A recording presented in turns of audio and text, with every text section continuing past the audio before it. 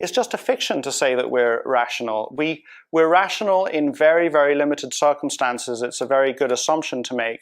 But there is so much evidence. I mean, Dan Ariely's book, Predictably Irrationally, we know that we're not rational. So I think that there's this strange thing that happened, and again, it's kind of a tool that I feel is a tool for success, that the minute I recognize my own weaknesses, and I'm honest and open and upfront about them, I can start doing something about it. So I think I'm a better investor because I just accept upfront that I'm not rational. I have to deal with it, and then I can do workarounds. I can figure out what I'm going to do to make it better. And worth adding to that is that,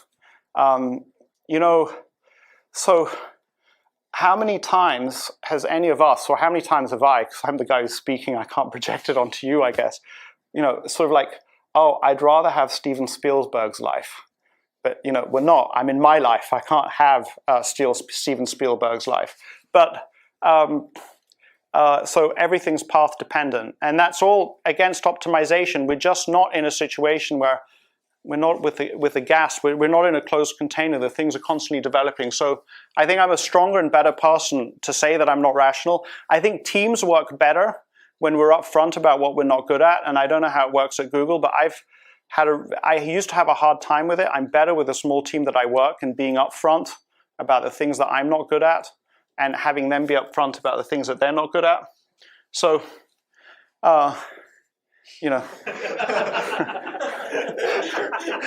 it's pretty obvious, isn't it?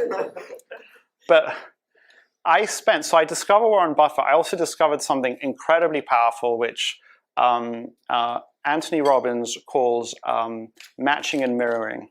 So I'm sitting in the office of this sort of Wolf of Wall Street type place. I've discovered Warren Buffett, and I have this feeling, I want his life. I don't want my life. And what do I do about it? And Tony Robbins teaches this. Monish Pabrai calls it cloning. And I just started doing what I thought Warren Buffett would do if he was in my shoes. And literally I sat and I said, well, I would read my own annual report. So I read the Berkshire Hathaway annual report. And then I saw, he had these investments in these various companies. I ordered up those various companies. And, I don't know how to communicate with you this canny feeling of somehow, and I'm not a religious guy. I feel like I'm a rational guy, but somehow I was connecting up to something that was giving me wisdom and leading me in a better direction.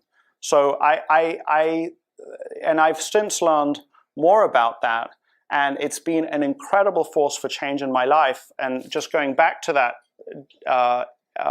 first job that I had, I asked myself, if I had not started reading the Lowenstein biography of Warren Buffett, and his sort of force field was not influencing me, and I was not thinking, what would Warren Buffett do in my shoes?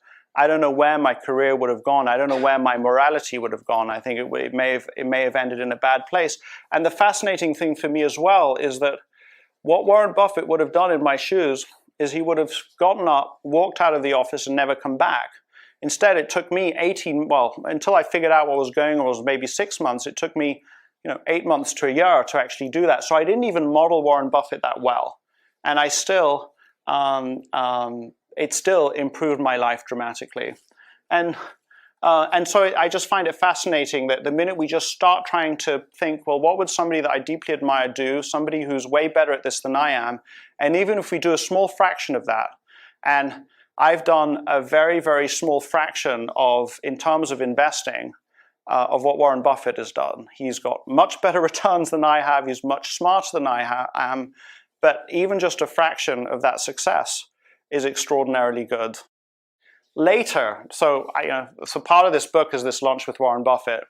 And so I fell in love with Warren Buffett, and then I kind of started disliking him because I started realizing that I couldn't touch what he'd done. And he's like, I was angry at him in a certain way. And I was nervous to meet him at the lunch. The benefit to me of meeting Warren Buffett is that it forced me to give up the idea that I could ever be like him, and it freed me up to be myself. And I think that in the value investing world, there are a lot of people who really want to be the next Warren Buffett or can't give up on this idea. So there's this interesting thing that these models of behavior are absolutely wonderful.